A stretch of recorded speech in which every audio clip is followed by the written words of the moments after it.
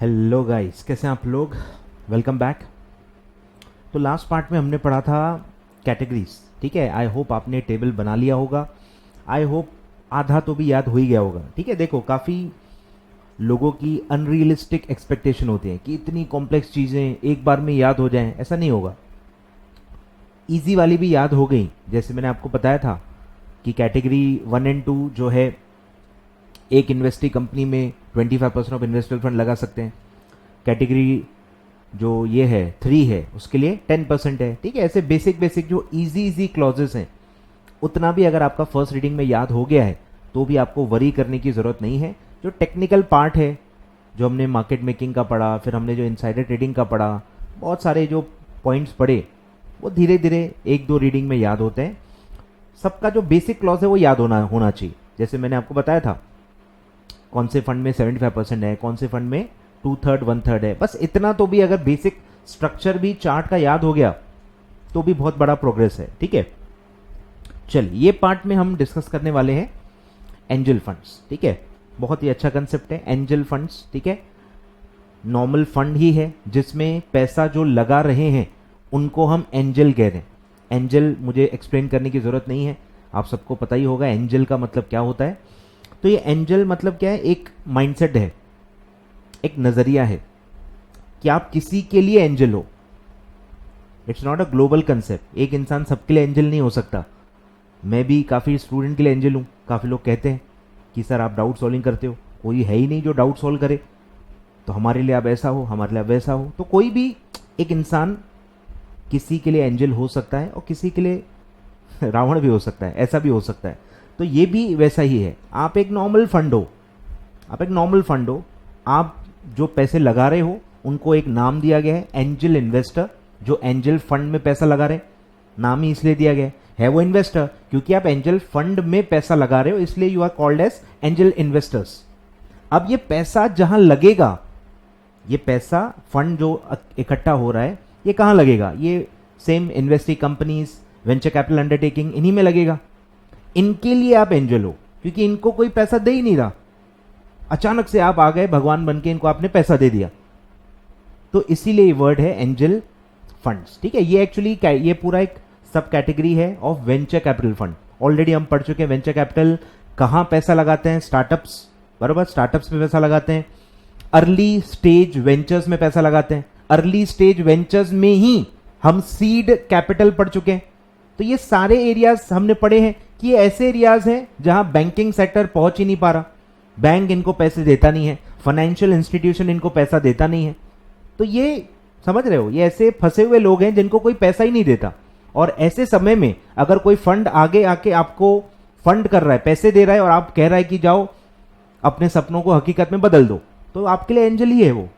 इसीलिए इस तरह का नाम दिया गया है। ठीक है, तो एंजल फंड्स। ठीक है, तो क्या है और एंजल इन्वेस्टर कौन है, कौन पैसा लगा सकता है, फिर ये फंड इन टर्न कहां पैसा लगाएगा, ये सब बहुत ही डिटेल में रेगुलेट किया गया है। ठीक है, चलिए स्टार्ट करते हैं एंजल फंड्स। ठीक है, इस पे शॉर्ट नोट आ सकता है, काफी इंपॉर्टेंट कंसेप्ट है एग्जाम पॉइंट ऑफ व्यू से। चलिए, as per AF guidelines, AF regulations, angel fund is a sub category. काफी सब कैटेगरीज हम कैटेगरी 1 के ऑलरेडी पढ़ चुके हैं। 4 मैंने आपको नाम बताए थे, क्या बताए थे बोलो फटाफट। पहला था वेंचर कैपिटल फंड, सेकंड था एसएमई फंड, थर्ड था इंफ्रास्ट्रक्चर फंड एंड फोर्थ था सोशल वेंचर फंड। 4 सब कैटेगरीज हम ऑलरेडी पढ़ चुके थे। अब एक और कैटेगरी है एंजल फंड्स। ठीक है, सब category of venture capital fund under category 1। ठीक है, ये ध्यान रखना है कि हम अभी भी क्या पढ़ रहे हैं, कैटेगरी 1 ही पढ़ रहे हैं। कैटेगरी 1 के ही अंदर का कंसेप्ट हम पढ़ रहे हैं। ठीक है, कैटेगरी 1 का सब कैटेगरी है ऑफ वेंचर कैपिटल फंड। समझ रहे हैं? सब कैटेगरी क्यों है? क्योंकि वो ऑलरेडी वेंचर कैपिटल फंड एक कैटेगरी के अंदर है। ठीक है, तो ध्यान दो, वेंचर कैपिटल फंड के और अंदर एक सब कैटेगरी है, दैट इज एंजल फंड्स। ठीक है, तो हमने क्या पढ़ा था, देखो कैटेगरी 1 जो है उसमें एक मैंने बताया था जनरल, कि जो इन 4 में नहीं है उसका भी कोई अस्तित्व होना चाहिए ना, तो उसको आप जनरल बोलो। ठीक है, फिर एक रहेगा आपका वेंचर कैपिटल फंड, फिर एक रहेगा एसएमई फंड, फिर एक रहेगा इंफ्रास्ट्रक्चर फंड और एक रहेगा सोशल वेंचर फंड्स। ऐसा हमने पढ़ा हुआ था। अब वेंचर कैपिटल के अंदर ये बोल रहे हैं कि एक और है एंजल फंड्स। आ रहा है समझ में? तो ये इसका लोकेशन है कि वो क्या टाइप में है, ठीक है। तो ऐसा है, तो ये हो गया उसका मीनिंग। दैट रेजेस, ठीक है, ये फंड ऐसा है, that raises fund from angel investor, ठीक है। जो लोग इनमें पैसा लगाएंगे उनको एक नाम दिया गया है एंजल इन्वेस्टर, और उनको डिफाइन किया गया है बाकायदा कि कौन इसमें पैसा लगा सकता है। And invest in accordance with the provisions of chapter 3A of AIF regulation. Separate angel fund के रेगुलेशंस हैं जो पूरा हम ए पार्ट में डिटेल में पढ़ने वाले हैं, ठीक है। तो ये हो गया बेसिक अबाउट एआईएफ, ठीक है। That raises fund for angel investor and that invest in accordance with provisions of regulation chapter 3A of AIF regulation 2012, ठीक है। 3 ऐसे सब पॉइंट्स हो गए। आगे बढ़ते हैं। अब देखो एंजल इन्वेस्टर कौन है, मतलब अब इसका एक चार्ट बनाते हैं,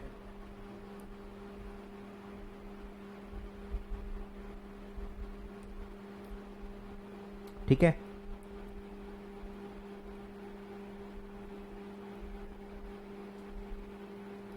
ठीक है, एंजल फंड्स। अब इसमें पैसा कहां से आएगा? एंजल इन्वेस्टर्स, ठीक है। और ये एंजल इन्वेस्टर अब कौन हो सकता है वो हमको पढ़ना है, ठीक है। चलिए, definition of angel investor, visible है? चलिए, here angel investor means any person, ठीक है। एनी पर्सन, कोई भी टाइप का हो सकता है, जो अपन पढ़ेंगे अभी 3-4 टाइप्स हैं। Who proposes to invest in angel fund and satisfies one of the following condition, ठीक है। आप किसी एक कैटेगरी में होने चाहिए, तभी आप एंजल इन्वेस्टर माने जाओगे और तभी आप एंजल फंड में इन्वेस्ट कर पाओगे, ठीक है। पहला, क्या आप इंडिविजुअल इन्वेस्टर हो, ठीक है, या फिर आप बॉडी कॉर्पोरेट हो, ठीक है, या फिर आप खुद एआईएफ हो। 3 ऐसे कैटेगरी के पर्सन्स पैसा लगा सकते हैं, ठीक है। 3 ऐसे सब क्लॉजेस हैं, तीनों में से कहीं एक में आपने आना चाहिए, तभी आप एलिजिबल होंगे और तभी आप पैसा इन्वेस्ट कर पाओगे एंजल फंड में, ठीक है। पहला, इंडिविजुअल हो तो आपका देखो क्या क्राइटेरिया है, who has net tangible asset, ठीक है, ध्यान देना है। नॉर्मली ये वर्ड हमने कहां पढ़ा है? एलएलपी में। नॉर्मली हमने ये वर्ड कहां पढ़ा है? एलएलपी में, ठीक है। और मैंने आपको बताया भी था, नेट टेंजिबल एसेट अलग होता है और नेट वर्थ अलग होता है, ठीक है। नेट टेंजिबल एसेट में सबसे इंपॉर्टेंट बात आपको क्या ध्यान रखनी है कि इसमें इंटेंजिबल एसेट्स काउंट नहीं होते, ठीक है। मेनली एक ही बड़ा डिफरेंस है, that is intangible asset count नहीं होते। जब आप नॉर्मल नेटवर्थ निकालते हो तो सारे एसेट कंसिडर होते हैं, tangible as well as intangible, लेकिन नेट टेंजिबल एसेट में सीधे सीधे इंटेंजिबल एसेट्स को एक्सक्लूड किया जाता है। तो जब major difference between the two terms, that is NTA net tangible assets and NW that is net worth is the intangible asset, ठीक है। अगर किसी के इंटेंजिबल एसेट है ही नहीं तो ऑलमोस्ट सेम है, अगर किसी के इंटेंजिबल एसेट ही नहीं है तो दोनों ऑलमोस्ट कैलकुलेशन सेम ही होती है, ठीक है। ऑफ एटलीस्ट 2 करोड़ रुपीस, ठीक है, जो इंसान पैसा लगा रहा है उसका पूरा जो नेट टेंजिबल एसेट है, उसके जो एसेट्स हैं वो कम से कम 2 करोड़ के होने चाहिए, ठीक है। और जब आप ये 2 करोड़ कैलकुलेट करोगे तब जहां वो रहता है, जो उसका प्रिंसिपल रेसिडेंस है, एक से ज्यादा रेसिडेंस भी होते हैं लोगों के, एक से ज्यादा रेसिडेंस भी होते हैं, तो जो प्रिंसिपल रेसिडेंस है, हाउस प्रॉपर्टी में आप सब पढ़ चुके हो, मैं ज्यादा आपको ज्ञान नहीं दूंगा, इनकम टैक्स में आप ऑलरेडी पढ़ चुके हो। मल्टीपल सेल्फ ऑक्यूपाइड प्रॉपर्टी हो सकती हैं, आप एक का एग्जाम्पशन लेते हो, सेम कंसेप्ट है कि एक प्रिंसिपल घर होगा जहां पे आप रहते हो, उसका वैल्यू हटा के 2 करोड़ चेक करना है। मतलब जहां आप रहते हो वो आपके नेट टेंजिबल एसेट का पार्ट नहीं हो सकता, क्योंकि आप बेचोगे थोड़ी। क्या कोई घर बेच के एंजल इन्वेस्टर बनेगा क्या? सोच के देखो कितना लॉजिकल मतलब एक्सक्लूजन है कि कोई घर बेच के इन्वेस्ट नहीं करता भाई। अगर आपका घर है तो वो आप इन्वेस्ट नहीं करते हो, it's not a investable asset, तो उसको आप एक्सक्लूड करो, क्योंकि आप वो कभी भी नॉर्मल, अगर आप इंसान नॉर्मल हो, घर बेच के कोई इन्वेस्टमेंट्स नहीं करता है भाई, ठीक है। तो इसलिए उन्होंने एक्सक्लूड किया है value of his principal residence. एक तो घर लगेगा ना रहने के लिए, एक से ज्यादा है यू कैन सेल ऑफ, अच्छा अपॉर्चुनिटी मिल रहा है, आप हो सकता है मल्टीपल आपके घर हैं, हाउस प्रॉपर्टीज आपने लिए हुए हैं, एक्स्ट्रा होंगे तो आप वो दे सकते हो, पर एक प्रिंसिपल रेसिडेंस जहां पे आप रहते हो उसका वैल्यू एक्सक्लूड करके चेक करना है आपके पास 2 करोड़ का नेट टेंजिबल एसेट है या नहीं है, ठीक है। और नेट टेंजिबल एसेट, नेट का मतलब क्या है कि अगर कोई एसेट है और उसके करस्पॉन्डिंग कोई लाइबिलिटी आपने ली हुई है, मतलब लोन लेके आपने कोई एसेट लिया है, तो वो लोन का अमाउंट माइनस कर लेना है, मतलब आपकी जेब से कितना पैसा गया है वो देखना है। जैसे मैंने 10 करोड़ का एक घर लिया और उसके लिए मैंने बैंक से 8 करोड़ का लोन लिया है, 2 करोड़ अपने जेब से डाले, तो जब मैं नेट टेंजिबल एसेट निकालूंगा तो 10 में से 8 को माइनस करूंगा। आ रहा है ख्याल में? 10 करोड़ का तो एसेट है ही ना, एसेट की वैल्यू 10 है, लेकिन वो नेट करना है। नेट मतलब बाहर का पूरा पैसा आपको माइनस करना है, क्योंकि जब भी ये एसेट आप बेचोगे, मुझे बताओ अगर मैंने कल ये एसेट बेचा, क्या पहली बात तो बैंक मुझे बेचने देगी?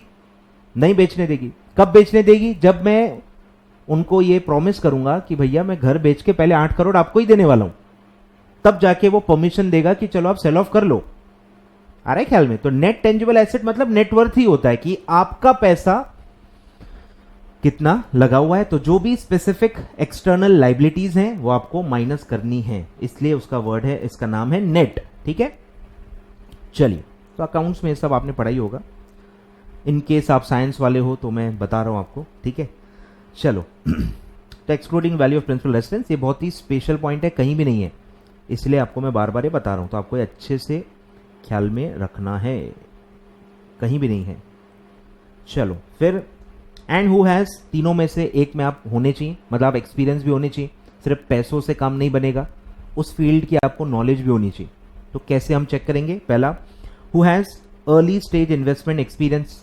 अर्ली स्टेज इन्वेस्टमेंट याद आ रहा है कि अर्ली स्टेज वेंचर्स में आप पैसा लगाते आ रहे हो, आपका एक्सपीरियंस है उतना, तो उसको भी नीचे डिफाइन किया है। अर्ली स्टेज इन्वेस्टमेंट एक्सपीरियंस क्या है? Shall mean prior experience in investing in startups, emerging और अर्ली स्टेज वेंचर्स। ठीक है, जो हम ऑलरेडी पढ़ चुके हैं, इसलिए आगे का पार्ट मैंने पहले पढ़ा दिया। ठीक है, क्योंकि उसके रेफरेंसेज आते हैं, तो वही है जो हम पढ़ चुके हैं। अर्ली स्टेज वेंचर्स यानी startups funds, emerging funds, early stage जो स्टार्टिंग के 2-3 साल में जो कंपनीज हैं उनमें अगर आप इन्वेस्ट कर चुके हो, उनमें अगर आपको इन्वेस्टमेंट करने का एक्सपीरियंस है, बराबर, आपने हाथ जलाए हुए हैं, आपने नुकसान खाए हुए हैं, अगर आप अच्छे खासे एक्सपीरियंस प्लेयर हो तो। ठीक है, फिर है एंड, ये सेकंड है, has experience as a serial entrepreneur. Serial मतलब सीरियल ऐसे ही आउट ऑफ द बॉक्स उन्होंने नाम दिया है, उसका कोई मतलब नहीं है। सीरियल एंटरप्रेन्योर हो, एंटरप्रेन्योर मतलब वही आप रिस्क लेते हो, नए नए जगह पे इन्वेस्ट करते हो। ठीक है, तो उसका क्या मतलब है? Serial entrepreneur means a person who has promoted, ठीक है, आप प्रमोटर बन चुके हो, और को प्रमोटेड, या तो आप सोल प्रमोटर हो या तो आप को प्रमोटर हो of more than one startup. ठीक है, आप इन्वेस्ट नहीं कर रहे हो, आपने प्रमोट किया हुआ है, आप खुद एक एंटरप्रेन्योर रह चुके हो, या तो आप सोल प्रमोटर थे या तो को प्रमोटर थे, और आपने एक से ज्यादा मोर देन वन स्टार्टअप्स को प्रमोट किया हुआ है, तो आपके पास अच्छा खासा एक्सपीरियंस होगा। ठीक है, more than one, more than one यानी कि 2, कम से कम, एटलीस्ट 2। मोर देन वन का मतलब क्या होगा? At least 2, at least 2। एक ही फंड आपने बनाया होगा तो फिर वो मोर देन वन कैसे हुआ? वो तो इक्वल टू वन हुआ ना, तो टेक्निकली इसको आपको 2 और मोर समझना है, टेक्निकली इसको आपको 2 और मोर समझना है। ठीक है, तो ये हो गया सीरियल एंटरप्रेन्योर, स्पेशल नाम इसके लिए यूज किया गया है, डिफाइन किया गया है, और कहीं आपको मिलेगा नहीं। ठीक है, तो या तो आप अर्ली स्टेज इन्वेस्टमेंट एक्सपीरियंस है आपके पास, या तो आप सीरियल एंटरप्रेन्योर रह चुके हो, या फिर is the senior management professional. ठीक है, मैनेजमेंट प्रोफेशनल आप रह चुके हो, मैनेजर रह चुके हो, और सीनियर हो। सीनियर का मतलब भी डिफाइन किया है with at least 10 years of experience. तो अगर आप एक मैनेजर रह चुके हो, फंड मैनेजर रह चुके हो, कौन सी फील्ड में वो नहीं दिया हुआ, फंड मैनेजमेंट में आप रह चुके हो कोई भी सेक्टर में, और आपको कम से कम आपके पास 10 साल का एक्सपीरियंस है, तो आप एंजल इन्वेस्टर बन सकते हो। ठीक है, तो तीनों में से कहीं आपका कोई तो एक में एक्सपीरियंस होना चाहिए, या तो आप अर्ली स्टेज इन्वेस्टमेंट एक्सपीरियंस है आपके पास, उसमें आप देख चुके हो कि ईयर्स नहीं दिया हुआ। ठीक है, अर्ली स्टेज में कुछ दिया नहीं कि कितने सालों से आप इन्वेस्ट कर रहे हो, क्या कर रहे हो, बस आपने इन्वेस्ट किया है स्टार्टअप्स में, एमर्जिंग में, अर्ली स्टेज वेंचर्स में। और सीरियल एंटरप्रेन्योर मतलब क्या है? मोर देन वन स्टार्टअप्स आपने प्रमोट या को प्रमोट किए हैं, और अगर आप सीनियर मैनेजमेंट प्रोफेशनल हो तो आपके पास कम से कम 10 साल का एक्सपीरियंस था। तीनों में से कहीं एक भी अगर आप आते हो तब आप बन सकते हो एंजल इन्वेस्टर। ठीक है, चलिए आगे बढ़ते हैं, ये फर्स्ट क्लॉज हो गया, तो लिखते जाते हैं, चलो ज्यादा।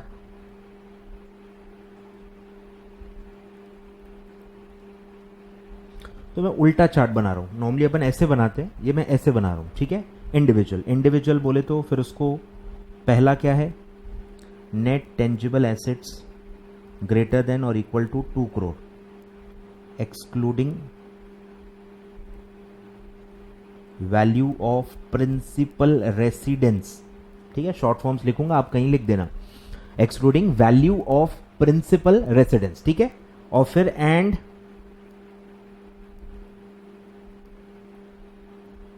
आपके पास एक्सपीरियंस होना चाहिए वन ऑफ द फॉलोइंग, पहला early stage investment experience, early stage investment experience, ठीक है। मतलब कहां कहां स्टार्टअप्स, एमर्जिंग या अर्ली स्टेज वेंचर्स, ठीक है। सेकंड सीरियल एंटरप्रेन्योर, ठीक है। प्रमोटेड और को प्रमोटेड मोर देन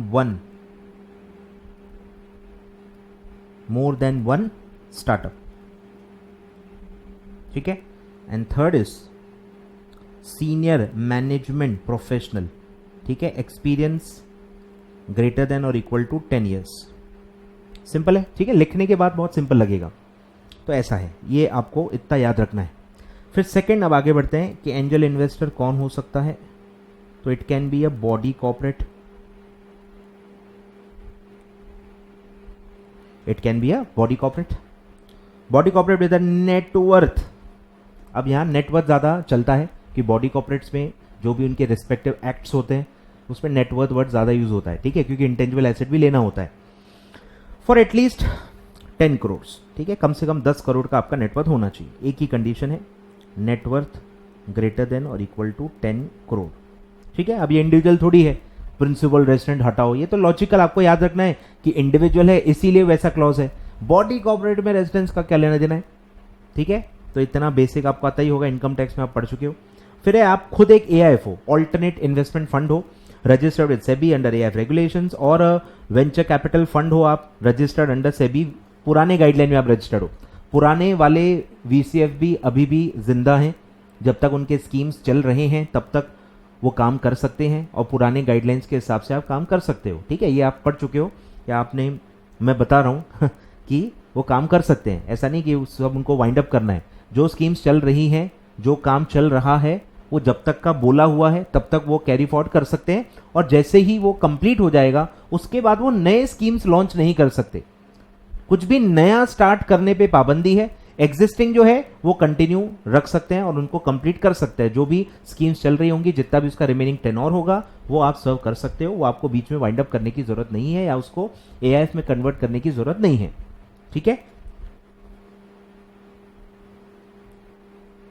और उसके लिए कोई फिल्टर नहीं है कि फंड है तो कितने साल का है, कितने अमाउंट का है, कुछ नहीं, कोई भी हो सकता है। या मतलब आप कौन हो, ऑल्टरनेट इन्वेस्टमेंट फंड हो और वेंचर कैपिटल फंड हो, ठीक है। तो ये आपका पूरा डेफिनेशन है एंजल इन्वेस्टर, ठीक है। आ सकता है और बिल्कुल सिंपल, एक दो बार ही पढ़ोगे पूरा अच्छे से माइंड में ये छप जाएगा, ठीक है। ये हो गया एंजल इन्वेस्टर। आगे बढ़ते हैं। अब एक टर्म आएगा आगे, डायग्राम बीच में डाल दिया मैंने, तो ये आगे आएगा, मैं बाद में इसको रेफर करूंगा, ठीक है। तो अभी इतना ही है, आगे बढ़ते हैं। तो आप पहले डायग्राम बना लो, चलो साथ साथ में बनाते जाओ, फुल स्क्रीन में आपको दे देता हूं, ठीक है। बनाओ, नहीं दिख रहा होगा तो एक काम करते हैं, ऐसा करते हैं, ठीक है। पहले इतना बना लो,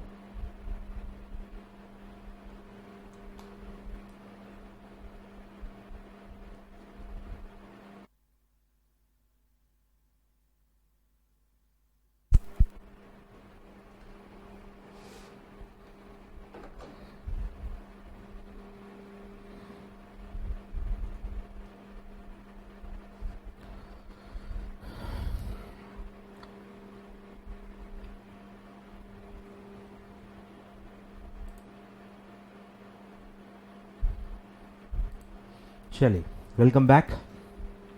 आगे बढ़ते हैं। अब है एप्लीकेबिलिटी कि एंजल फंड्स पे क्या क्या रेगुलेशंस अप्लाई होती हैं। ठीक है, थोड़ा कॉम्प्लेक्स है, मैं आपको जितना बता पाया बताता हूँ, बहुत ज़्यादा डिटेल में नहीं जाना है क्योंकि कुछ भी याद नहीं रहेगा, फिर कुछ भी याद नहीं रहेगा, टोटली ब्लैंक हो जाओगे कि यार ये क्या था। तो ज़्यादा डिटेल में मत जाओ, इस पार्ट को बस ज़्यादा डिटेल में मत जाओ, मैं बताऊंगा जो भी है, बट आपको ज़्यादा उसमें कुछ लोग रहते हैं ना, तो मत जाना है इसमें मत जाओ फालतू, इतना आपको इंपॉर्टेंट नहीं है। ठीक है, एग्जाम होने के बाद वेटिंग फॉर रिजल्ट में आपको जो करना है करो, नॉलेज चाहिए ना, लो ना, बाद में लो, एग्जाम के लिए इंपॉर्टेंट नहीं है तो ज़्यादा मत जाओ, नहीं तो बाकी पूरा चैप्टर आपको टफ लगेगा, भूल भुलैया लगेगा। ठीक है, देखो मेनली चैप्टर 3A है, स्पेसिफिक चैप्टर है 3A जो अपन पढ़ रहे हैं, ये जो भी हम पढ़ रहे हैं that's chapter 3A of AIF regulation 2012। इसमें बेसिकली क्या है, रेगुलेशन 19A से लेके 19H तक है। ठीक है, ये है specific regulations for AIF chapter 3A। ठीक है, regulation A to regulation H जो हम पूरा पढ़ रहे हैं। अब आगे का जो पार्ट है वो थोड़ा सा भूल भुलैया है। ठीक है, provisions of chapter 3A of AIF regulations and other provisions of AIF regulation. ठीक है, मतलब दोनों अप्लाई होता है, मतलब ये समझो कि क्या है, पहले बोला कि स्पेसिफिक जो है आपका वो तो आप पे अप्लाई होगा ही ना, पर अदर मतलब जो जनरल हैं, जो दूसरे हैं वो भी आप पे अप्लाई होंगे, कुछ हटा के, कुछ पॉइंट्स छोड़ के, और वो कुछ पॉइंट्स क्या छोड़े हैं वो यहां लिखा हुआ है एक्सेप्ट, कि ये सब छोड़ के बाकी सारे रेगुलेशन भी आप पे अप्लाई होंगे। तो ये बहुत मतलब इतना माइन्यूट में आप जाओगे तो आप समझ में नहीं आएगा कि अल्टीमेटली AIF पे क्या क्या लागू होता है, क्या क्या नहीं होता, इतना डिटेल में आपको जाना ही नहीं है, आपको फोकस करना है चैप्टर 3A पे। अगर आपको खुद कल एंजल फंड खोलना है तो अलग बात है, या एंजल फंड के लिए गाइड करना है, जब प्रैक्टिकली आप करोगे आगे चल के CS बन के, तब आपको ही पढ़ना पड़ेगा, तब एक्चुअली आपको पढ़ना ही पड़ेगा, उसके बिना आप कर ही नहीं पाओगे। ठीक है, but day in day out में आपको इसका इतना रेफरेंस नहीं आएगा, जब आपको एग्जैक्ट काम करना पड़ेगा इसका, तब आपको ये पूरा समझना पड़ेगा कि क्या है। ठीक है, तो इसमें दिया है, देखो पहला है रेगुलेशन 10, तो कहीं लिखते जाओ, चलो मैं आपको लिखवाते जाता हूँ, या एक काम करते हैं जो हमने पढ़ा है उसमें ही मैं लिखवाते जाता हूँ कि देखो पहला है रेगुलेशन 10। रेगुलेशन 10 का है सर, इन्वेस्टमेंट इन AIF, जो हमने पढ़ा ना, लिखते जाओ। ठीक है, ये है रेगुलेशन 10।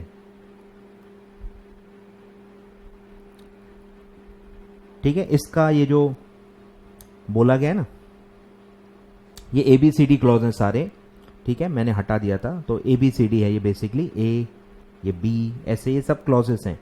तो इसमें आई थिंक एक क्लॉज है जो नहीं है, एक ये है, मतलब ये अप्लाई होता है AIF पे, और एक है डिस्क्लोज करने का पॉइंट है,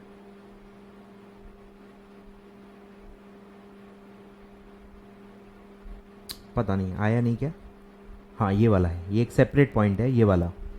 ठीक है, मैं कलर बदल देता हूँ, ये वाला, तो ये एक पॉइंट है, ये अप्लाई होता है AIF पे, और ये एक पॉइंट है। ठीक है, बाकी सारे पॉइंट्स एक्सक्लूड किए गए कि वो आप पे अप्लाई नहीं होंगे। दो ये कॉमन पॉइंट्स हैं, इन्हें जनरल पॉइंट्स है जो AIF पे भी रेगुलेट होंगे, कि भाई जो मैनेजर स्पॉन्सर है अगर वो स्कीम में पैसा लगा रहा है, वो भी पार्टिसिपेट कर रहा है, जो उसको करना ही है, ऊपर तो लिखा ही है ना कि मिनिमम कुछ करना ही है, तो जितना भी आप पार्टिसिपेट कर रहे हो, जितना भी आप इन्वेस्ट कर रहे हो, आपको डिस्क्लोज करना है इन्वेस्टर्स को। और दूसरा है कि आप सिर्फ प्राइवेट प्लेसमेंट से ही पैसा कलेक्ट करोगे, कोई और तरीके से आप पैसा कलेक्ट नहीं कर सकते। ये दो पॉइंट्स AIF पे लगते हैं। ठीक है, दिस इज रेगुलेशन 10। ठीक है, जितना मैं बता रहा हूं उतना ही काफी है, बहुत ज्यादा इसमें नहीं जाना। ठीक है, गड्ढे में गिर जाओगे। तो ये था पहला जो मैंने आपको बताया, ABCDF, एक्चुअली इसमें G तक है, ABCDEFG, तो E और G ये दो पॉइंट्स एक्सक्लूड नहीं है। एक्सक्लूड नहीं है मतलब अप्लाई होंगे। वही दो मैंने आपको बताया कि मैनेजर और स्पॉन्सर जो इन्वेस्ट कर रहा है फंड में, स्कीम्स में, वो उसको डिस्क्लोज करना है। ये E पॉइंट है, हाँ E पॉइंट है, और G पॉइंट है कि आप सिर्फ प्राइवेट प्लेसमेंट से ही पैसा कलेक्ट कर सकते हो। ये दो पॉइंट्स इनडायरेक्टली मतलब AIF पे अप्लाई होंगे। फर्स्ट पॉइंट हो गया। सेकेंड है 12। अब 11 बीच में खा गए मतलब वो अप्लाई होगा, एक्सक्लूड नहीं किया हुआ है मतलब अप्लाई होगा। और 11th कौन सा है, लाइन से अपना पूरा,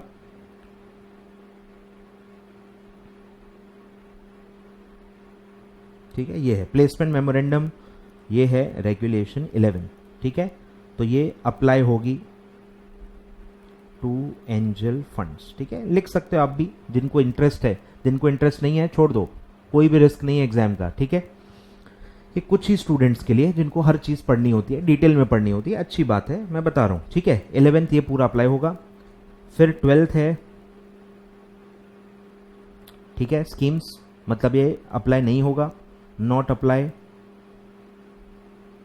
to AIF angel fund, sorry, ठीक है, not apply to angel funds.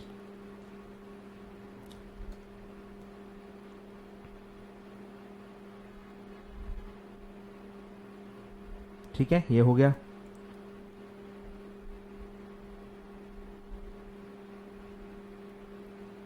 Schemes, ठीक है, फिर है 14 और फिर है 15 और फिर है 16, ठीक है। ऐसे ये रेगुलेशंस है, कौन कौन से मैं बता देता हूं।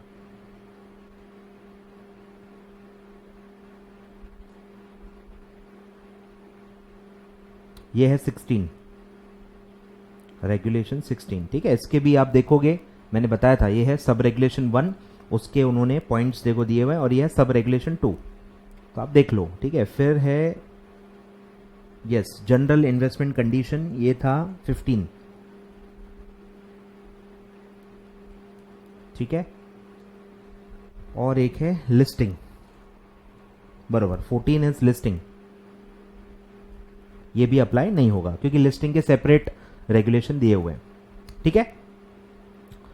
तो ये सब है, तो आप बाकी खुद प्लॉट करके देख लेना कौन से पॉइंट्स एप्लीकेबल है, कौन से नहीं है।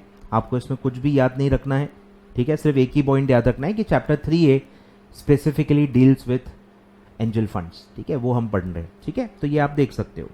और फिर दिया है एंड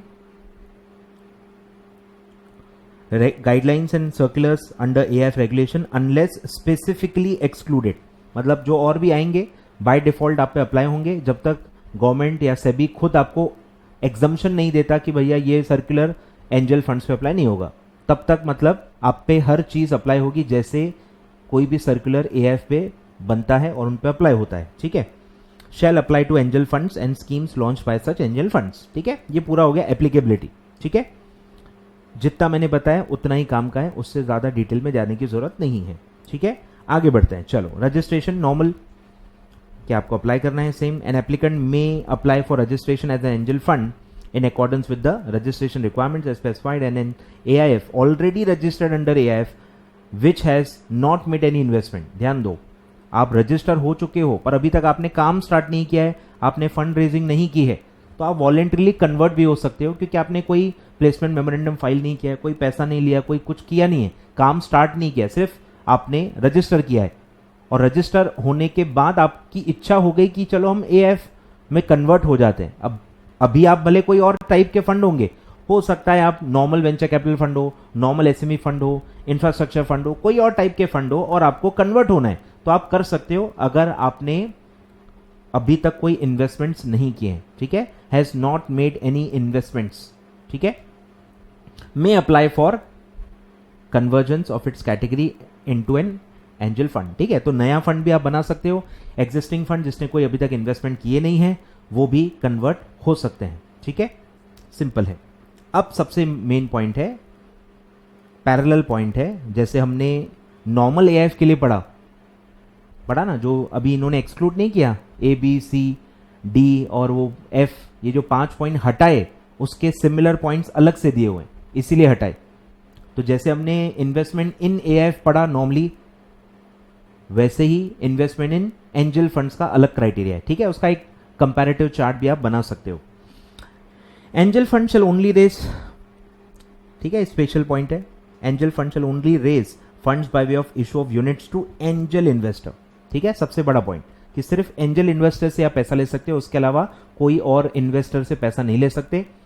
प्राइवेट प्लेसमेंट क्या है फिर, वो तो तरीका है, प्राइवेट प्लेसमेंट तो तरीका है, और ये तो इन्होंने ऑडियंस भी रेस्ट्रिक्ट कर ली कि सिर्फ एंजल इन्वेस्टर, जो अपन ने पूरे पैरामीटर्स पढ़े, 2 करोड़ का net tangible asset, body corporate तो 10 करोड़ का नेटवर्थ, ये मतलब ऑडियंस भी फिक्स है, कौन इन फंड्स में पैसा लगा सकता है वो भी फिक्स्ड है, और कैसे लगा सकता है जो तरीका है वो भी प्राइवेट प्लेसमेंट होना चाहिए, ठीक है। तो only from angel investor. Second, corpus होना चाहिए एटलीस्ट 5 करोड़, ठीक है। अब मैं वो कंपैरेटिव चार्ट आपको बना के देता हूं।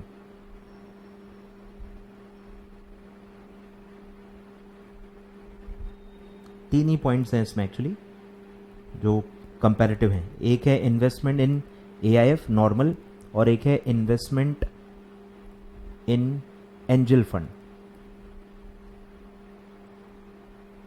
ठीक है। ये मैं आपको कंपैरेटिव चार्ट बना के दे रहा हूं ताकि आपको जरा सा भी कंफ्यूजन ना हो, ठीक है। बोलो पहला, अभी जो हम पढ़ते जाते हैं कि एंजल फंड का देखो मिनिमम कॉर्पस कितना होगा, 5 crore. Minimum corpus greater than और equal to 5 crore. Same point हमने एआईएफ के लिए क्या पढ़ा था, याद करो। कुछ लोगों को पन्ने पलटाने पड़ सकते हैं। देखो क्या है, आई थिंक 25 करोड़ था, ठीक है। तो यहां मिनिमम कॉर्पस फंड का स्कीम का है 25 करोड़, ठीक है। तो नॉर्मल एआईएफ में 25 करोड़ है और एंजल फंड में 5 करोड़ है, ठीक है। First comparative point. Second, angel funds shall accept up to a minimum period of 5 years, ठीक है। ये अलग अलग है। 10 और हमने पढ़ा था, याद है, क्लोज्ड एंडेड है, कैटेगरी 1 एंड 3, मिनिमम वो 3 ईयर्स का होना चाहिए, फिर वो आप 2 साल से बढ़ा सकते हो, याद आ रहा है वो सब। तो वो था 10 और फॉर एंजल फंड, जो कि अलग अलग था, कैटेगरी वाइज अलग अलग है, वो मैं प्लॉट नहीं कर रहा इसमें, बहुत ज्यादा हो जाएगा। और यहां पे है 5 साल, ठीक है। मिनिमम सिर्फ दिया हुआ है 5 साल कि कम से कम 5 साल के लिए आपको पैसा लेना पड़ेगा, ठीक है। अलग ही पॉइंट है। और फिर है अमाउंट कितना है minimum, an investment of not less than 25 lakhs from an angel investor and such fund shall be raised through private placement by way of information memorandum or placement memorandum as the case may be, ठीक है। तो second point है यहां पे minimum investment एक individual investor से, minimum investment by Angel investor, ठीक है। इन्वेस्टर भी डिसाइडेड है, एंजल इन्वेस्टर ग्रेटर देन और इक्वल टू 25 lakhs, ठीक है। सेम पॉइंट हमने एआईएफ में पढ़ा था, बोलो क्या था। तो मिनिमम इन्वेस्टमेंट वो था ग्रेटर देन और इक्वल टू 1 करोड़, याद आ रहा है, देख लो 1 करोड़। और अगर वो आपका एम्प्लॉई या डायरेक्टर है, अगर वो आपका एम्प्लॉई या डायरेक्टर है, किसका किसका, फंड का यानी एआईएफ का या मैनेजर का, ठीक है। मैनेजर या फंड का वो एम्प्लॉय या डायरेक्टर है, तो उसके लिए था 25 lakhs, देख लो सब, ऊपर हमने चार्ट में भी बनाया होगा, ठीक है।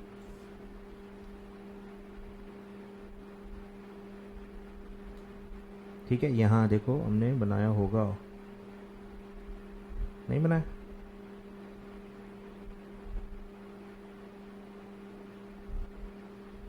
ओ माय गॉड, नहीं बनाया, ठीक है। लिखा तो था यार कहीं मैंने, ये है ना, नहीं ये तो वो है मिनिमम इन्वेस्टमेंट बाय मैनेजर और स्पॉन्सर है, ठीक है। छोड़ो, नहीं मिल रहा, नहीं मिल रहा, ठीक है। तो आप देख लो, कंपेयर कर लेना कि वहां 1 करोड़ है, यहाँ पे 25 लाख है। और थर्ड पॉइंट जो है कंपैरेटिव, ठीक है। ये तो नॉर्मल पॉइंट है, raised by private placement only.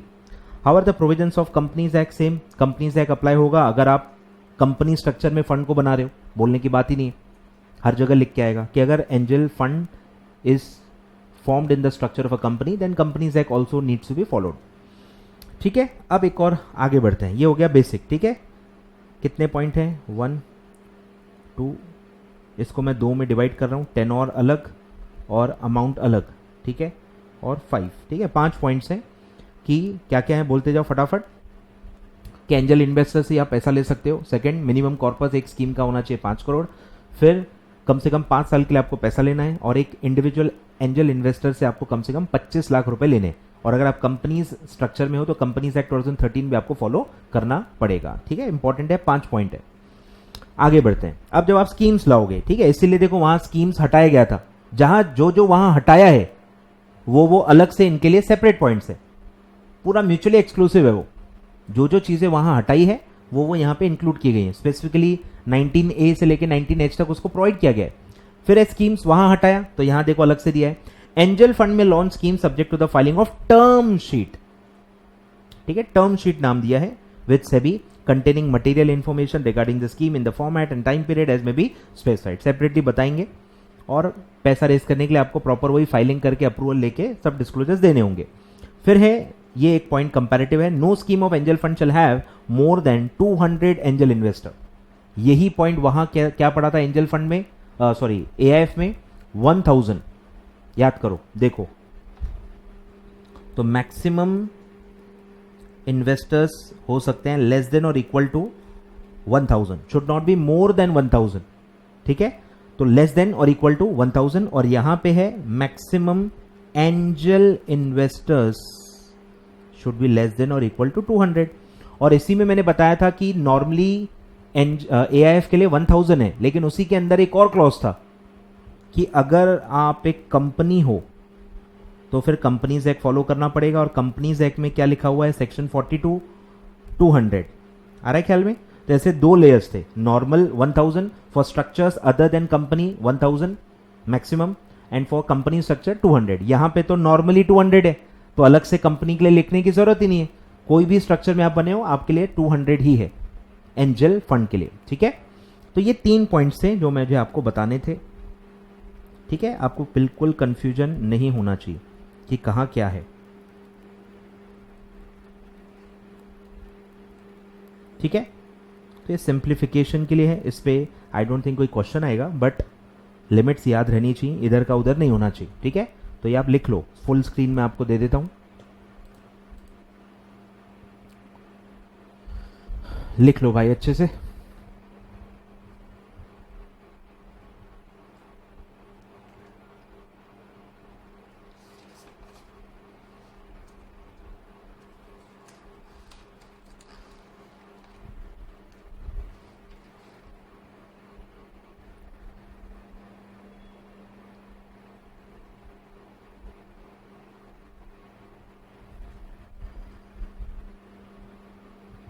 ठीक है, पॉज करके आप लिखो, हम बढ़ते हैं आगे।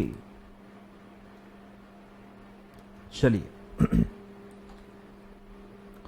तो स्कीम का हो गया, टर्म शीट फाइल करनी है, सेबी का अप्रूवल लेना है, और सेबी बताएगा क्या क्या उसमें बताना है, और कोई भी स्कीम में 200 से ज़्यादा नहीं होना चाहिए, ठीक है। फिर है however same provisions of companies act shall apply, तो उसमें भी सेम ही है कि मैक्सिमम एंजल इन्वेस्टर्स कितने हो सकते हैं, लेस देन और इक्वल टू 200, तो दोनों के लिए मतलब कॉमन है, तो अलग से कुछ उसमें नहीं है। कंपनीज एक्ट में भी 200 है, यहां पे भी 200 है, ठीक है, सेम है। आगे बढ़ते हैं, अब है इन्वेस्टमेंट बाय एआईएफ, तो वो जो चार्ट हम बना रहे थे अब वो कंप्लीट होगा, ठीक है। यहां था इन एआईएफ, इन एंजल फंड, ठीक है, पैसा कौन लगाएगा, ये है इन्वेस्टमेंट इन एआईएफ, और अब हम पढ़ रहे हैं इन्वेस्टमेंट बाय एआईएफ, ठीक है, इसलिए उस तरह का चार्ट बनाया हुआ है। चलिए स्टार्ट करते हैं, इन्वेस्टमेंट्स बाय एआईएफ, ठीक है, ऊपर जो था वो था इन्वेस्टमेंट इन एआईएफ, ठीक है, ग्रामर पे आपको ध्यान देना है। तो ये इन एआईएफ है और ये बाय एआईएफ है, ठीक है, इनफ्लो आउटफ्लो। अब आउटफ्लो देखो कहां जाएगा, यही पॉइंट पूरा टेक्निकल है, यही पॉइंट पूरा टेक्निकल है, अच्छे से धीरे से आराम से पढ़ूंगा, देखो कोई घाई गड़बड़ नहीं है, कोई घाई गड़बड़ नहीं है, 10-15 मिनट ज़्यादा लग जाएंगे, उससे ज़्यादा कुछ नहीं होने वाला, बट एक बार में पढ़ के समझ में आ जाना चाहिए, ठीक है। बाय रिवीजन फिर आप याद रखोगे, पर एक बार में आप समझ लो, ठीक है, डायग्राम्स के थ्रू प्रॉपर। चलो अब है आप पैसा कहाँ लगा सकते हो, आप एक ही जगह पैसा लगा सकते हो, angel fund shall invest in venture capital undertaking, ठीक है, वेंचर कैपिटल अंडरटेकिंग। एक बार मैं फटाफट आपको दिखा देता हूं क्या है, क्योंकि आपको फिर से याद होना जरूरी है कि वेंचर कैपिटल अंडरटेकिंग क्या होता है, ठीक है, ये होता है, हमने डिटेल में पढ़ा था, ठीक है। क्या है वेंचर कैपिटल अंडरटेकिंग, कि वो एक डोमेस्टिक कंपनी है, ठीक है, वेंचर कैपिटल अंडरटेकिंग क्या है, डोमेस्टिक कंपनी है, नॉर्मल कंपनी है, registered Indian company, which is not listed, यानी अनलिस्टेड डोमेस्टिक कंपनी। और फिर है कि आप कोई भी देखो फील्ड में हो सकते हो, business of providing services, production of or manufacture of any article or thing and does not include the following. सिर्फ 4 सेक्टर्स आपके लिए बंद है, उसके अलावा आप कोई भी फील्ड में हो सकते हो. मतलब एंजल फंड इन 4 में इन्वेस्ट नहीं कर सकता. ये आपको समझना है कि एंजल फंड जो है वो ये 4 सेक्टर के कंपनीज में इन्वेस्ट नहीं कर सकता. ठीक है, क्या 4 फंड्स ये हैं, फील्ड्स हैं. पहला NBFC, non banking finance company. Second है गोल्ड फाइनेंसिंग. थर्ड इज जो इंडस्ट्रियल पॉलिसी ऑफ गवर्नमेंट और वो जो भी है उसमें जो भी परमिटेड नहीं है उनमें आप पैसा नहीं लगा सकते उन कंपनीज में. और एनी अदर. ठीक है, मतलब 3 ही है. ठीक है, 3 बस एक्सक्लूड किए गए. 3 वेंचर कैपिटल अंडरटेकिंग में नहीं आते, मतलब उनमें आप पैसा नहीं लगा सकते. ठीक है, तो ये बस मुझे आपको याद दिलाना था. चलिए वापस आओ. चलो ठीक है, तो angel fund shall invest in venture capital undertaking.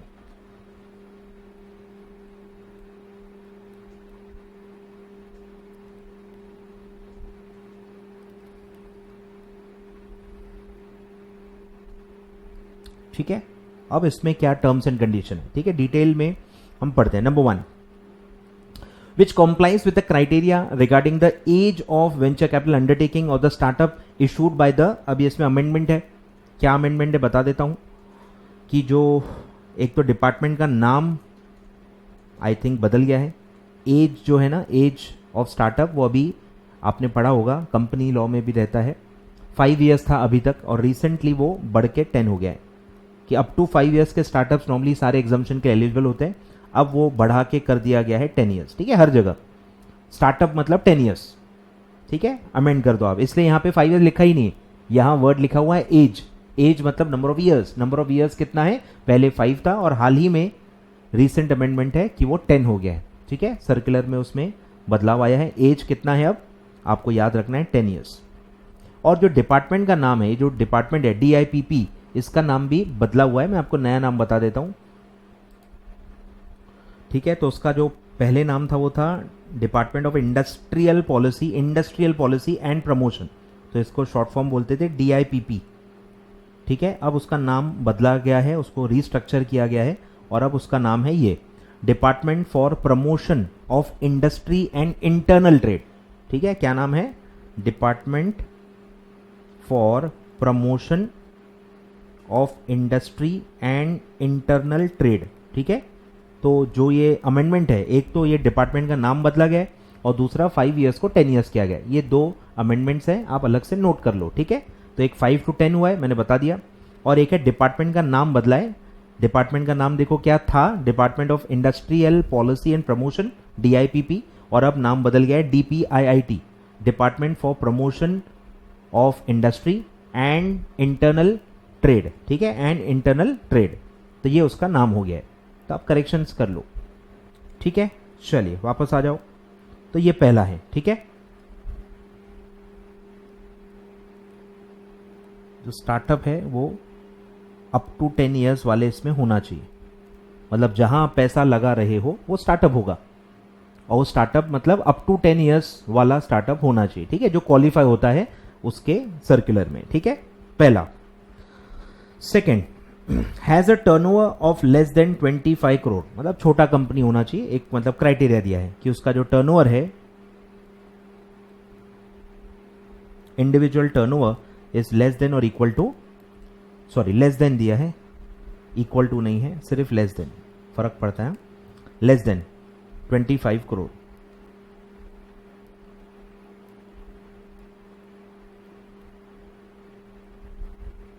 $25 crore. ठीक है.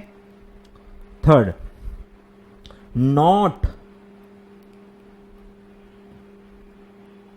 Not promoted or sponsored by or related to an industrial group. जो नीचे बताया गया है क्या होता है, हुज ग्रुप टर्नओवर, जो नीचे बताया गया है ग्रुप टर्नओवर भी क्या होता है, एक्सीड्स 300. पहले लिखा है नॉट, 300 से ज्यादा नहीं होना चाहिए. ठीक है, तो क्या है पहला, not sponsored or promoted by or not related to and industrial group. ठीक है, दो अलग अलग पॉइंट है। जब आप प्रमोशन या स्पॉन्सरशिप देख रहे हो तब अलग है और रिलेशन में अलग है। मतलब दोनों में आपको पहले ग्रुप का टर्नओवर देखना है। ठीक है, और ये रिलेशन है, प्रमोशन का रिलेशन या नॉर्मल रिलेटेड। ठीक है, और अपन पढ़ेंगे नीचे कि क्या होता है रिलेटेड का मतलब। ठीक है, not related to an industrial group manufacturing वाला industrial group having group turnover exceeding 300 crore. मतलब बड़े ग्रुप का एक पार्ट आपने नहीं होना चाहिए, बड़े बाप की औलाद नहीं होना चाहिए। ठीक है, सिंपल लैंग्वेज में तो ये उन्होंने दिया है। अब उन्होंने देखो डिफाइन किया है, for the purpose of this clause industrial group का मतलब क्या है। इंडस्ट्रियल ग्रुप शैल इंक्लूड, अब अलग अलग स्ट्रक्चर्स है, मैं आपको एक एक करके बताता हूं। पहला है इंडस्ट्रियल ग्रुप। क्या होता है ग्रुप का मतलब, बेसिकली इन्होंने मतलब बताया कि ग्रुप का मतलब क्या है। अ ग्रुप ऑफ, पहला बॉडी कॉर्पोरेट्स। ठीक है, बॉडी कॉर्पोरेट्स में कंपनीज भी आती हैं और फॉरेन कंपनीज भी आती हैं। ठीक है, सारे आर्टिफिशियल पर्सन आ जाते हैं। Group of body corporates with the same promoter और प्रमोटर ग्रुप। ठीक है, ये पहला स्ट्रक्चर हुआ कि आपका प्रमोटर या प्रमोटर ग्रुप सेम है। प्रमोटर या प्रमोटर ग्रुप हम डिटेल में आईसीडीआर में पढ़ चुके हैं, आप एक बार और देख के रिवाइज कर सकते हो। ठीक है, पूरे डायग्राम्स आपको बना के दिए हैं। ठीक है, तो एक ही प्रमोटर या प्रमोटर ग्रुप का जितने उसमें बॉडी कॉर्पोरेट्स होते हैं वो एक इंडस्ट्रियल ग्रुप के पार्ट है, ऐसा माना जाएगा। और उन सबके टर्नओवर को क्लब करके हम देखेंगे कि 300 क्रॉस हो रहा है कि नहीं। या फिर ठीक है, comma body corporate with the same promoter promoter group, a parent company and it's subsidiary. ठीक है, नॉर्मल स्ट्रक्चर जो होता है कि एक पेरेंट कंपनी है जिसको आप होल्डिंग कंपनी कहते हो,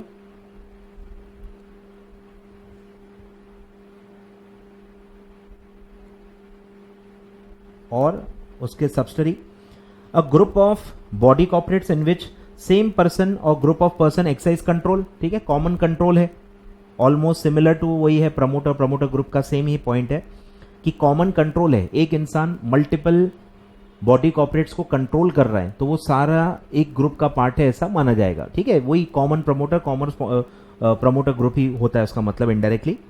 and a group of body corporates comprised of associate subsidiaries और होल्डिंग कंपनी। मतलब नॉर्मल जो अपन ग्रुप पढ़ते हैं कंपनीज एक्ट में। ठीक है, नॉर्मल जो ये होता है। तो ऐसे अलग अलग कॉम्बिनेशन दिए हैं कि आपका इनमें से कोई तो एक स्ट्रक्चर होगा। ठीक है, इनमें से कोई तो आप स्ट्रक्चर में होंगे, या तो आपके कॉमन प्रमोटर्स हैं, या तो आप पेरेंट कंपनी और सब्सिडरीज वाले स्ट्रक्चर में हो, या तो फिर आप क्या हो कॉमन कंट्रोल वाले स्ट्रक्चर में हो, या तो फिर आप नॉर्मल जो कंपनीज एक्ट में कहा जाता है associate subsidiary and holding company, इस फॉर्मेट में हो। मतलब बॉडी कॉर्पोरेट्स में आपको क्या ध्यान रखना है, मेनली फॉरेन कंपनी, मेनली आपको क्या ध्यान रखना है, फॉरेन कंपनीज उसमें आते हैं। ठीक है, और नॉर्मल जो है कंपनीज एक्ट में अगर आपको देखना है तो ये नॉर्मल ये आता है कंपनीज एक्ट का, associate subsidiaries and holding company. मतलब नॉर्मल कंपनीज एक्ट की तरह आपको याद रखना है पूरा जो स्ट्रक्चर होता है, आपके सारे एसोसिएट्स, आपके सारे सब्सिडरीज। ठीक है, होल्डिंग कंपनी, होल्डिंग की होल्डिंग, ये पूरा जो स्ट्रक्चर होता है इसको आप कहते हो इंडस्ट्रियल ग्रुप। और इन सब कंपनीज का टर्नओवर एग्रीगेट किया जाएगा और देखा जाएगा कि 300 करोड़ से ज़्यादा है कि नहीं है। ज़्यादा है तो फिर आप उसमें पैसा नहीं लगा सकते, कम है तो आप पैसा लगा सकते हो। ठीक है, ठीक है, आगे फिर ग्रुप टर्नओवर क्या है, एग्रीगेट तो नॉर्मल है। कंबाइंड ग्रुप का मतलब पूरा भाई सबका एक एक इंडिविजुअल पहले निकालेंगे फिर उसको ऐड कर देंगे। ठीक है, shall mean combined total revenue of the industrial group. ठीक है, उसमें जितने भी ये सब्सिडरीज एसोसिएट बॉडी कॉर्पोरेट जो भी ग्रुप का पार्ट होंगे पहले उसकी लिस्ट बनेगी, उनका इंडिविजुअल टर्नओवर देखा जाएगा और फिर उसको कंबाइन किया जाएगा, मतलब ऐड किया जाएगा, और फिर वो देखा जाएगा कि 300 से कम है या 300 से ज्यादा है, उससे डिसाइड होगा कि आप उसमें पैसा लगा सकते हो या नहीं लगा सकते। ठीक है, आगे D, not companies with family collection. ठीक है, अब वो ऊपर चार्ट आएगा कि ये फैमिली कनेक्शन क्या होता है, नहीं होना चाहिए। पहले क्या होता है वो देखो, और अगर है तो फिर आप उसमें पैसा नहीं लगा सकते। ऐसे कंपनीज में, ऐसे स्टार्टअप्स में पैसा लगा सकते हो जिसमें फैमिली कनेक्शन नहीं है। Not companies with family connection with any of the angel investor, ठीक है। एंजल इन्वेस्टर के फैमिली कनेक्शन वाले कंपनीज में आप पैसा नहीं लगा सकते, ठीक है। Who are investing in the company, ठीक है। ऑलरेडी जो एंजल इन्वेस्टर्स हैं उन्हीं के फैमिली कनेक्शन वाले कंपनीज में, स्टार्टअप्स में आप पैसा नहीं लगा सकते, मतलब उन्हीं का पैसा उन्हीं में लगा रहे हो, ठीक है। ये तो इसका मतलब हो जाएगा ना, आपसे ही ले रहा हूं और आप ही के फैमिली कनेक्शन में लगा रहा हूं, तो ये ऐसा तो परमिट नहीं होना चाहिए ना। मैं आपका मतलब क्या, मतलब वो थोड़ी हूँ, खिलौना हूँ क्या, आप जहां बोलोगे आप लगाऊंगा आपके इसमें ही, तो ऐसा नहीं होता। हम इंडिपेंडेंट फंड है, हमको वेंचर कैपिटल अंडरटेकिंग में लगाना है, उसका कोई भी कनेक्शन आपके एंजल इन्वेस्टर से नहीं होना चाहिए। तो ये फैमिली कनेक्शन क्या होता है वो अभी अपन पढ़ेंगे। आ जाओ ऊपर, ठीक है। बहुत लंबा डेफिनेशन है। कंपनी विथ फैमिली कनेक्शन क्या होता है, और ये किसके एंगल से देखना है, आपके सारे एंजल इन्वेस्टर्स के लिए इंडिविजुअली, जितने भी आपके एंजल इन्वेस्टर हैं। अब मुझे बताओ एंजल इन्वेस्टर में कौन कौन था, ठीक है। तो एक था इंडिविजुअल, तो ये इंडिविजुअल्स के क्लॉजेस हैं, दिया नहीं है इंस्टीट्यूट ने, और ये है बॉडी कॉर्पोरेट, ठीक है। ये बॉडी कॉर्पोरेट या वेंचर कैपिटल फंड जो भी था, ठीक है।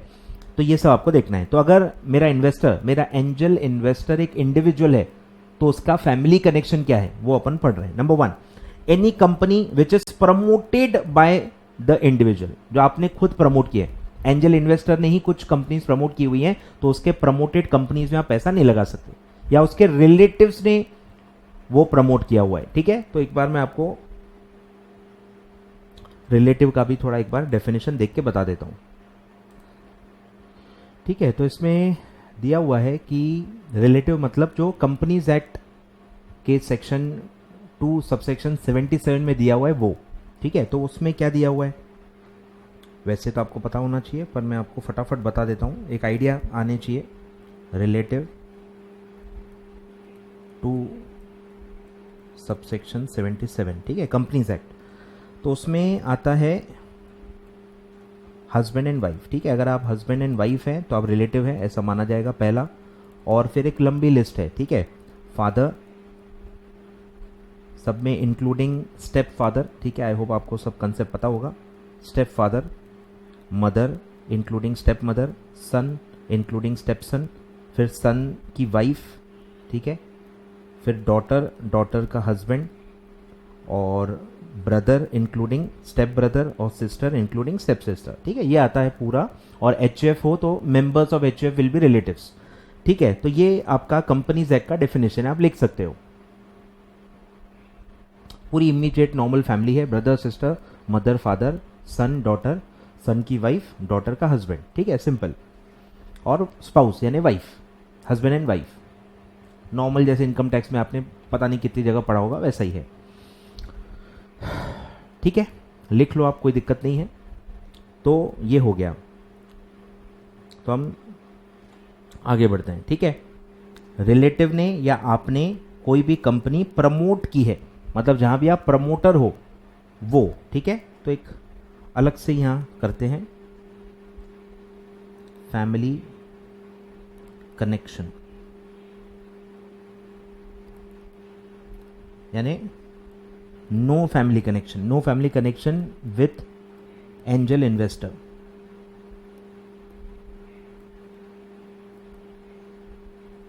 ठीक है। और फैमिली कनेक्शन क्या है, पहला अगर आप एक इंडिविजुअल हो तो उसमें पहला कंपनी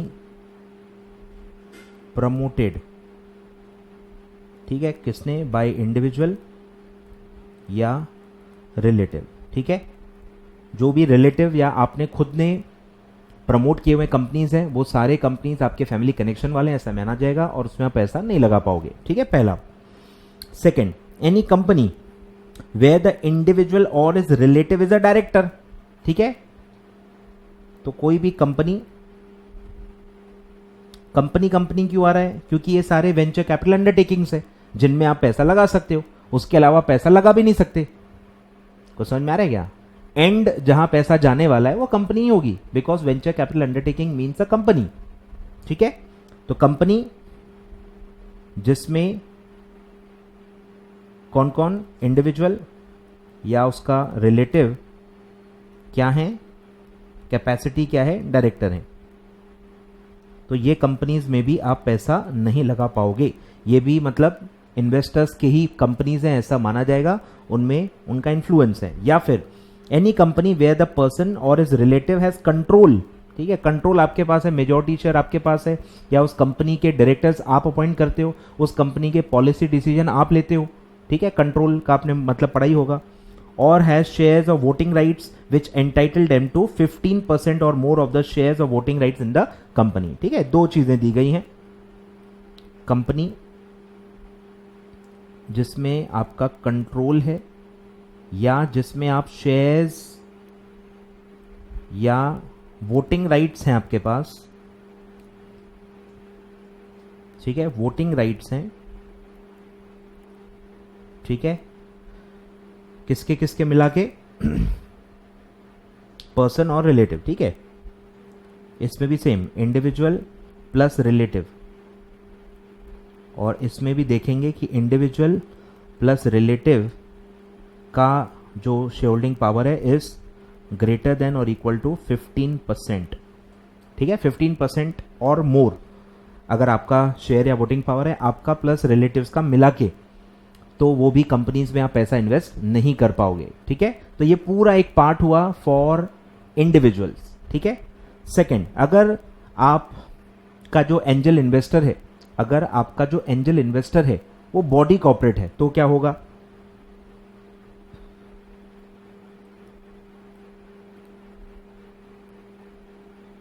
ठीक है। तो कौन कौन फैमिली कनेक्शन माना जाएगा, कंपनी विच इज सब्सिडरी और holding company of the investor, ठीक है। तो बॉडी कॉर्पोरेट का पहला होल्डिंग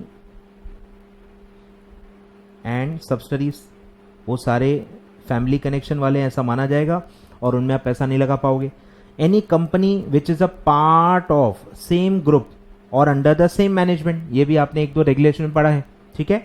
क्या है, पार्ट ऑफ सेम ग्रुप, या कॉमन मतलब प्रमोटर है, प्रमोटर ग्रुप है, या सेम मैनेजमेंट के अंदर है, पार्ट ऑफ सेम मैनेजमेंट मतलब वही प्रमोटर या जो कंट्रोलर है वो कॉमन है, ठीक है। तो आप एक ग्रुप का पार्ट हो तो उस ग्रुप में कहीं भी आप पैसा नहीं लगा सकते, ठीक है।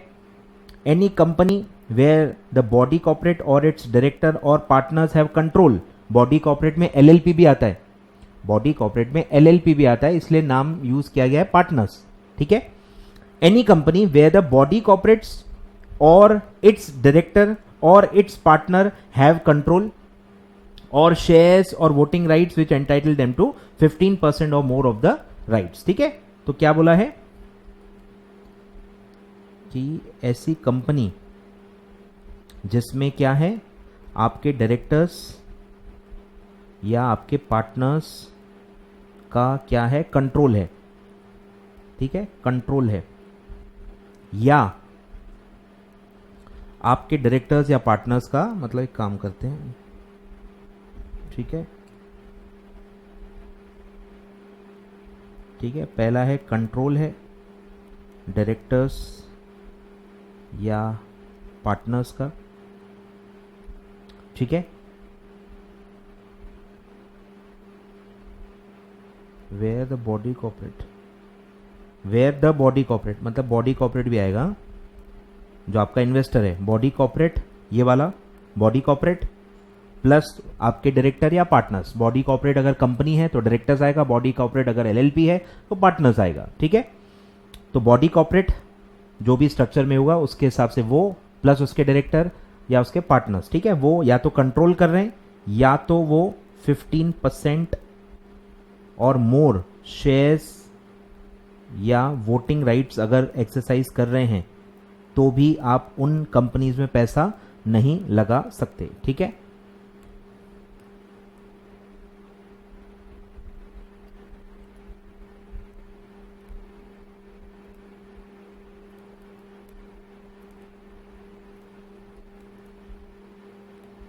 ठीक है, तो ये पूरा पॉइंट है।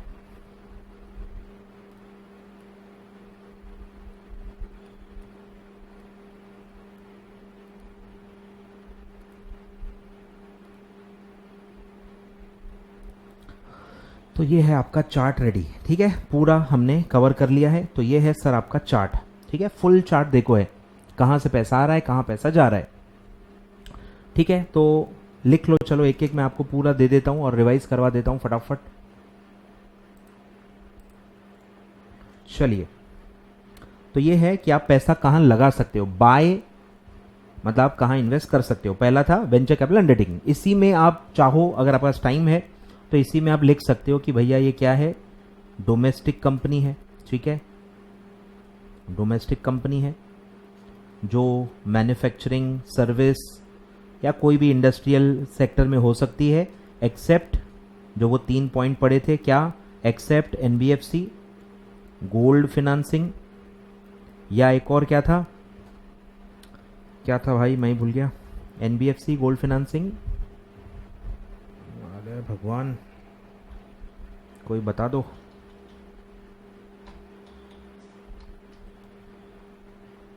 Not permitted activities not permitted by industrial,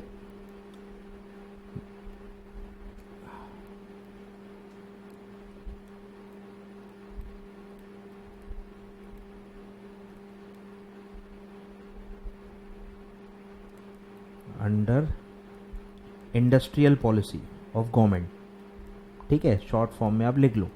तो ये पूरा इसमें भी आप लिख लो ताकि आपको एक ही डायग्राम में सब चीज़ें आ जाएंगी, ठीक है। तो आप सिर्फ वेंचर कैपिटल अंडरटेकिंग में लगा सकते हो, ये होता है वेंचर कैपिटल अंडरटेकिंग। फिर हमने पढ़ा, ये आप लिखो कि क्या कंडीशंस फॉलो करना है। पहला है कि वो स्टार्टअप होना चाहिए अप टू 10 ईयर्स, फिर उनका जो टर्नओवर है वो लेस देन 25 करोड़ होना चाहिए, फिर वो कोई ग्रुप का पार्ट न होना चाहिए, मतलब ग्रुप से रिलेटेड नहीं होना चाहिए, या not sponsored or promoted by the industrial group, ठीक है, बड़े ग्रुप का रिलेशन या बड़ा ग्रुप आपका स्पॉन्सर या प्रमोटर नहीं होना चाहिए, और ये ऐसा ग्रुप नहीं होना चाहिए जिसका group turnover is more than 300 crore. मतलब हो सकता है आप ग्रुप का पार्ट हो, लेकिन हो सकता है फिर उसका टर्नओवर 300 करोड़ ना हो। तो अगर 300 करोड़ से कम वाले ग्रुप का पार्ट हो तो चलता है, 300 करोड़ से ज्यादा के ग्रुप का पार्ट नहीं होना चाहिए, ठीक है, टर्नओवर भी देखना है। और फिर है आपके एंजल इन्वेस्टर से उसका कोई फैमिली कनेक्शन नहीं होना चाहिए, ठीक है, दिख रहा है सब कुछ, लिखो, पॉज करके लिख लो।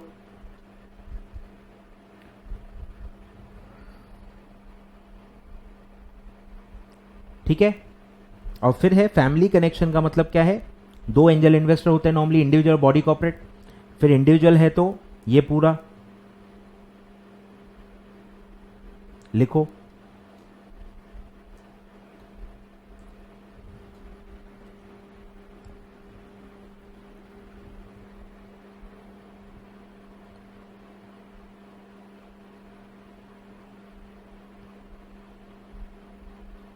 ठीक है, प्रमोटेड बाय इंडिविजुअल रिलेटिव, या फिर इंडिविजुअल या उसका रिलेटिव क्या है, डायरेक्टर नहीं होना चाहिए, या फिर कंट्रोल नहीं होना चाहिए, या फिर वोटिंग पावर 15% से ज़्यादा नहीं होना चाहिए, ठीक है।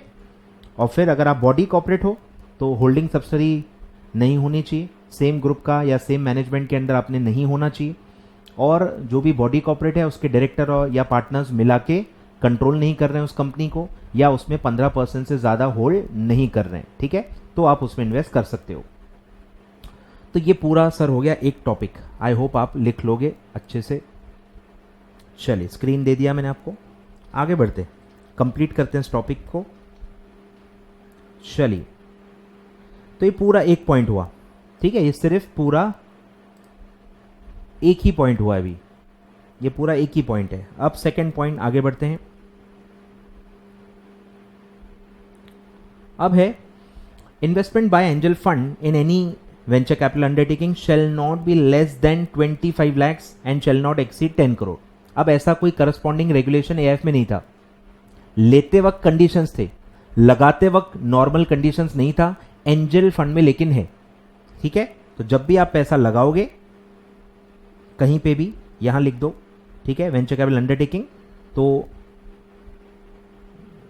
कितना अमाउंट, ग्रेटर देन और equal to 25 lakhs but less than 10 crore, ठीक है, नॉट एक्सीडिंग, मतलब वही लेस देन और इक्वल टू 25 करोड़, ठीक है। नॉट लेस देन 25 लाख, मतलब 25 लाख भी उसमें आता है, एग्जैक्ट 25 लैक्स और मोर, और अप टू 10 करोड़ आप एक ही वेंचर कैपिटल अंडरटेकिंग में पैसा लगा सकते हो, एक ही में, ठीक है।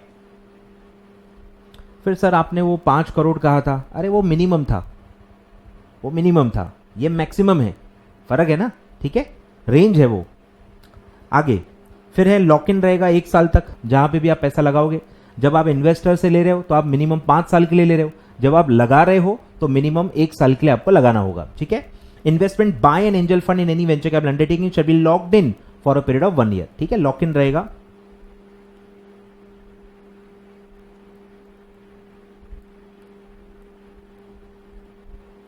इन्वेस्टमेंट का लॉक इन 1 ईयर। फिर है shall not invest in associates, ठीक है। एंजल फंड जो है अपने आप में, वो अगर जो भी स्ट्रक्चर में होगा तो उसके एसोसिएट्स में पैसा नहीं लगा सकता, इसी में प्लॉट कर दो,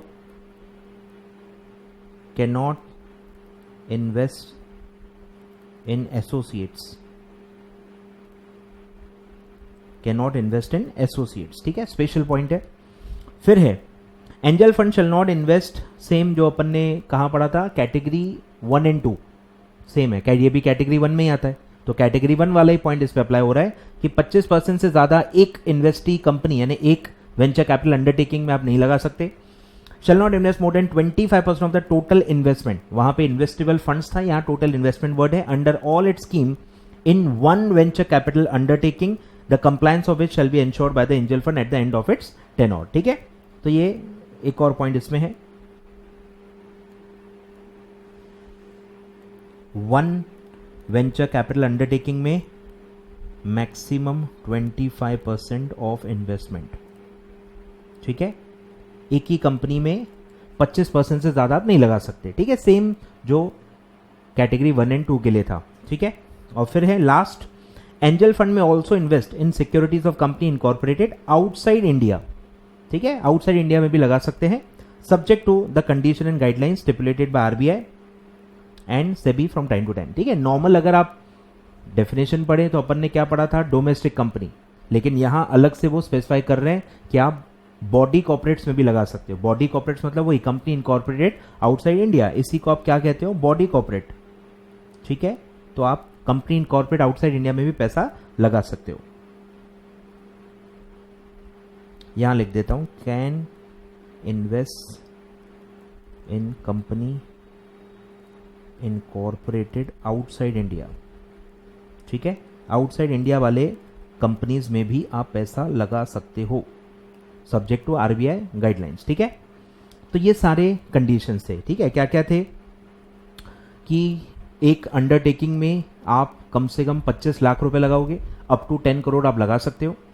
फिर एक वेंचर कैपिटल अंडरटेकिंग में परसेंटेज वाइज भी लिमिट है, ठीक है, अमाउंट वाइज भी है और परसेंटेज वाइज भी है कि अपना पूरा इन्वेस्टमेंट का 25% से भी ज्यादा आपको एक अंडरटेकिंग में नहीं लगाना है, ठीक है। और एसोसिएट्स में आप इन्वेस्ट नहीं कर सकते, जहां भी इन्वेस्ट करोगे 1 साल का लॉक इन रहेगा, और आप कंपनीज इनकॉर्पोरेटेड आउटसाइड इंडिया में भी पैसा लगा सकते हो, subject to RBI and SEBI guidelines, ठीक है। तो ये सारे कंडीशंस थे, ठीक है। तो ये काफी इंपॉर्टेंट पॉइंट है, इन्वेस्टमेंट्स बाय एआईएफ, ठीक है।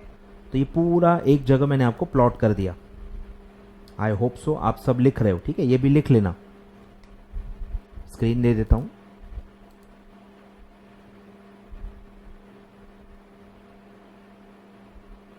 लिख लो, ठीक है, सब प्लॉट कर दो एक ही में।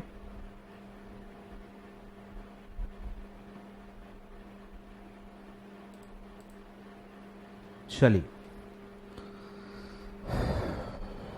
तो 2 पॉइंट और पढ़ लेते हैं भाई, खत्म करते हैं। लिस्टिंग एक पार्ट अपना वैसे ही बाकी है, ये लिस्टिंग किसका है, एंजल फंड्स का, ठीक है। Units of angel fund shall not be listed on any recognised stock exchange, ठीक है, लिस्टिंग नहीं कर सकते, ठीक है, मतलब ऑप्शनल नहीं है, कर ही नहीं सकते, ठीक है। Shell not be listed, not allowed, ऐसा लिख सकते हो, लिस्टिंग नॉट अलाउड। क्यों सर, क्योंकि पैसे तो एंजल इन्वेस्टर के लगे हैं। अरे एंजल इन्वेस्टर के अलावा कोई इन्वेस्ट ही नहीं कर सकता, रेस्ट्रिक्टिव इनफ्लो है, तो लिस्टिंग कैसे करेंगे, ठीक है। तो लिस्टिंग कराना नहीं है, क्योंकि ऑडियंस जो है, जो इन्वेस्टर्स हैं, वो बहुत ही स्पेसिफिक हैं, उनके बहुत ही स्पेसिफिक फिल्टर्स हैं, एंजल इन्वेस्टर के गाइडलाइंस हैं, ठीक है। तो बिल्कुल आप लिस्टिंग करा ही नहीं सकते। फिर है नॉर्मल रिकॉर्ड्स मेंटेन करने, maintenance of records. The manager और the sponsor shall be required to maintain the following records. पहला है एसेट्स, ठीक है, यानी बिल्स वगैरह, एसेट जहां भी आप पैसा लगा रहे हैं उसका जो भी डॉक्यूमेंट बनेगा वो आपको रखना पड़ेगा, बिल, चालान, रिसीट जो भी बनेगा, ठीक है। वैल्यूएशन पॉलिसी एंड प्रैक्टिसेस, जो भी आपके इंटरनल गाइडलाइंस हैं, मैनुअल्स हैं, या स्कीम का जो प्लेसमेंट मेमोरेंडम है, कहीं तो ये सब लिखा होगा, तो आपको मेंटेन करना है। स्ट्रैटेजीज मेंटेन करनी है जो भी रिटर्न फॉर्म में आपकी होंगी। Particulars of investors and there contribution, ठीक है, जो जो जितना पैसा लगा रहा है सब आपको उनके डॉक्यूमेंट्स रखने पड़ेंगे। रैशनल फॉर इन्वेस्टमेंट मेड, जहां भी आप पैसा लगा रहे हो उसका लॉजिक क्या है, ठीक है, ये सब आपको लिखना है और फिर उसको डॉक्यूमेंट को मेंटेन करना है, ठीक है। और फिर उसको 5 साल के लिए प्रिजर्व करना है, ठीक है। रिकॉर्ड शैल बी मेंटेन, और कहां से 5 साल, वाइंडिंग अप के बाद। आपको क्या लगेगा भाई जिस साल का है वहां से, ऐसा नहीं है। फंड जब वाइंड अप होगा उसके बाद, मतलब टोटल तो आप गिन भी नहीं सकते ना, क्योंकि फंड कितने साल तक होगा आपको नहीं पता। तो वाइंडिंग अप जब भी होगा उसके 5 साल तक आपको मेंटेन करने, ताकि जब भी कोई चीज खुले तो आपके पास उसके रेलेवेंट रिकॉर्ड्स होने चाहिए, ठीक है। तो वाइंडिंग अप से 5 साल तक आपको रिकॉर्ड्स मेंटेन करने हैं, ठीक है। सिंपल छोटा सा पॉइंट है। तो यहां से हम नेक्स्ट पार्ट में आगे बढ़ेंगे। अब अपना सिर्फ बहुत ही लिमिटेड पार्ट बाकी है इसमें। एक जो लिस्टिंग का पार्ट बाकी है, नॉर्मल वाला, क्लोज्ड एंडेड स्कीम लिस्ट हो सकते हैं, वो सब मैं बताऊंगा। और फिर ये वाला पार्ट बाकी है, प्रोसेस वाला पार्ट है, ठीक है। ये अपन 2 पॉइंट्स जो है नेक्स्ट पार्ट में कंप्लीट करके इस चैप्टर को पूरा कंप्लीट करेंगे, ठीक है। तो ऑलमोस्ट पूरा चैप्टर हो गया है। ये 2 प्रोसीजरल पॉइंट्स बाकी हैं जो आपके मॉड्यूल में दिए हैं, तो मैं कवर करवा रहा हूँ। उस पर भी क्वेश्चंस आ सकते हैं, एक्चुअली इसीलिए मैंने कवर किया है, ठीक है। तो इस पूरे पार्ट में हमने पढ़ा sir angel investors, angel funds, कहाँ पैसा लगा सकते हैं, क्या कर सकते हैं, सारे डायग्राम्स मैंने आपको बता दिए हैं, और आई होप आपने लिख भी लिए होंगे, ठीक है। Thank you so much.